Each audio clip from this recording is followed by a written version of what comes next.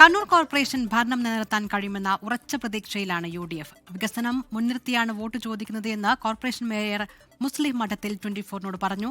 Corporation fund അനുവദിക്കുന്നതിൽ സർക്കാർ പക്ഷപാതം കാട്ടിയെന്നും mayor കുറ്റപ്പെടുത്തി. സംസ്ഥാനത്ത് UDFന് ഭരണമുള്ള ഏക കോർപ്പറേഷൻ കണ്ണൂർ കോർപ്പറേഷൻ മേയർ മുസ്ലിം മഠത്തിൽ നമുക്കൊപ്പം ചേരുകയാണ്. കഴിഞ്ഞ തവണ UDFന് കിട്ടിയ ഏക കോർപ്പറേഷനാണ്. അപ്പോൾ 5 വർഷത്തെ ഭരണം പൂർത്തിയാക്കുന്നു. അടുത്ത തെരഞ്ഞെടുപ്പിനെ നേരിടുമ്പോൾ എന്താണ് പ്രതീക്ഷ? കോർപ്പറേഷൻ നിലനിർത്താൻ കഴിയുമോ? ഏറെ പ്രതീക്ഷയോടെ, അതിലേറെ ആത്മസംതൃപ്തിയോടെയാണ് ഞങ്ങൾ UDF ഈ തെരഞ്ഞെടുപ്പിനെ നേരിടുന്നത് എന്നുള്ളതാണ്.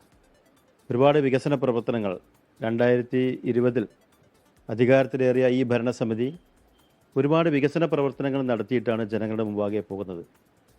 നമുക്കറിയാം, ടൗൺ ബ്യൂട്ടിഫിക്കേഷൻ ഉൾപ്പെടെ, അതോടൊപ്പം ഒരുപാട് ആക്ഷേപങ്ങൾ കേട്ട മൾട്ടി ലെവൽ കാർ പാർക്കിംഗ് അത് പൂർത്തീകരിക്കാൻ സാധിച്ചിട്ടുണ്ട്. ഒരു കണ്ണൂർ കോർപ്പറേഷൻ 2015 രൂപീകരിച്ചിട്ടുള്ളത്. ആ കോർപ്പറേഷനെ സംബന്ധിച്ചിടത്തോളം 5 പഞ്ചായത്തുകൾ പഴയ നഗരസഭയോടൊപ്പം ചേർത്തുകൊണ്ടാണ് കണ്ണൂർ കോർപ്പറേഷൻ രൂപീകരിച്ചിട്ടുള്ളത്. അവിടെ ഒരുപാട് അടിസ്ഥാന സൗകര്യ വികസനങ്ങൾ നമുക്ക് വേണ്ടതായിട്ടുണ്ട്. എന്നാൽ സംസ്ഥാന ഗവൺമെൻറ് അതിനാവശ്യമായ ഫണ്ട് ഞങ്ങൾക്ക് നൽകിയിട്ടില്ല. ഇതേ വാർഡുകളുള്ള തൃശ്ശൂർ, അതുപോലെ കൊല്ലം കോർപ്പറേഷനുകൾ 55 വാർഡുകളാണ് നേരത്തെ ഉണ്ടായിരുന്നത്.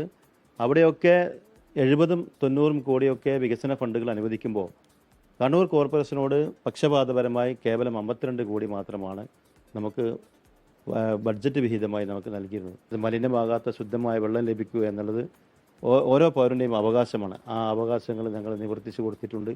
അപ്പോൾ അതിൻ്റെ ഭാഗമായി റോഡുകൾ പൊട്ടിപ്പൊളിക്കേണ്ടി വന്നിട്ടുണ്ട്. അതൊക്കെ ഞങ്ങൾ റെസ്റ്റോർ ചെയ്തു വരുന്നു. കാലം തെറ്റിയ കാലാവസ്ഥകൾ കൊണ്ട് ചെറിയ പ്രയാസങ്ങളൊക്കെ ഉണ്ടായിട്ടുണ്ട്.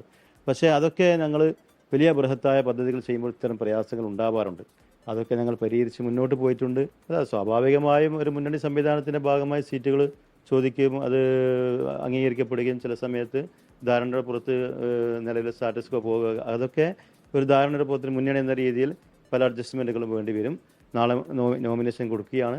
ഒരുപാട് പുതുമുഖങ്ങളെ, വിദ്യാസമ്പന്നരായ ഒരുപാട് പുതുമുഖങ്ങളെയാണ് ഇവിടെ UDF മുന്നോട്ട് വെച്ചിട്ടുള്ളത്. അപ്പോൾ എന്തായാലും കോർപ്പറേഷൻ ഭരണം നിലനിർത്തും. തീർച്ചയായും ഞങ്ങൾ പ്രതീക്ഷ 40 സീറ്റിൽ തിരിച്ചു വരുമെന്ന് തന്നെയാണ് ഞങ്ങളുടെ വലിയ പ്രതീക്ഷ.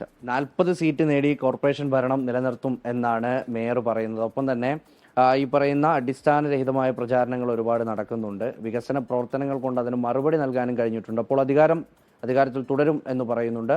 ക്യാമറമാൻ രജീഷ് കരിവള്ളൂരിനൊപ്പം മുഹമ്മദ് റഹീസ്, 24 കണ്ണൂർ.